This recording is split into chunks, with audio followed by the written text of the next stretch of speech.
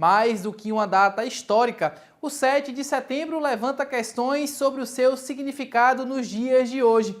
E a gente foi às ruas para saber o que pensam as pessoas sobre esta data. 7 de setembro marca o nascimento do Brasil. Deixamos de ser colônia e começamos a decidir nossos próprios rumos. Naquela época, independência significou poder político, decisões tomadas aqui e não mais em Lisboa. Mas esse processo foi cheio de disputas e demorou a se consolidar. Desde quando a família real portuguesa veio para o Brasil em 1808, começaram-se a constituir ali algumas mudanças, né? A colônia passou a ter mais cara de um país independente, de uma nação independente. E o 7 de setembro veio para consolidar esse rompimento.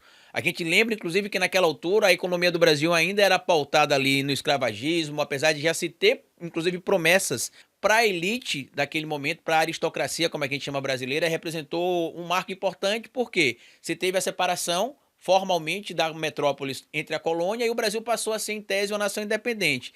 Tornar-se uma nação significou mais do que declarar independência. Foi o início de um processo para escolher nosso próprio rumo, definir leis, governos e tomar decisões que antes eram definidas em Portugal. Antes, por exemplo, de o Brasil ser independente, a gente pegava alguns modelos de leis de Portugal e aplicava aqui no Brasil, tanto que tinha-se uma certa ação, entre aspas, da época do Brasil Império e do Brasil antes da independência, inclusive, ainda colônia, que como a gente não tinha alguns formatos de leis ou algumas regras para punir alguns crimes, se analisava na lei de Portugal se tinha uma lei equivalente para punir aquele crime e aqui no Brasil se decidia se cumpriria-se ou não aquela legislação. Hoje, quando se fala em independência, pensamos além do passado. É a liberdade de estudar, votar, escolher representantes, de ter voz.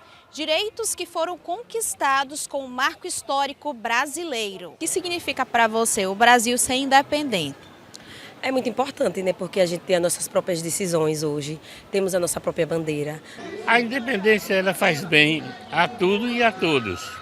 E principalmente uma nação independente, ela tem tudo para se desenvolver, tem tudo para os indivíduos que moram nela ser felizes. Mesmo com 2 séculos de independência, a educação ainda é um grande desafio para a população brasileira. A escola é o ponto de encontro da juventude, da infância e conhecer as nossas instituições para poder educar para a democracia, para a cidadania e para a inclusão.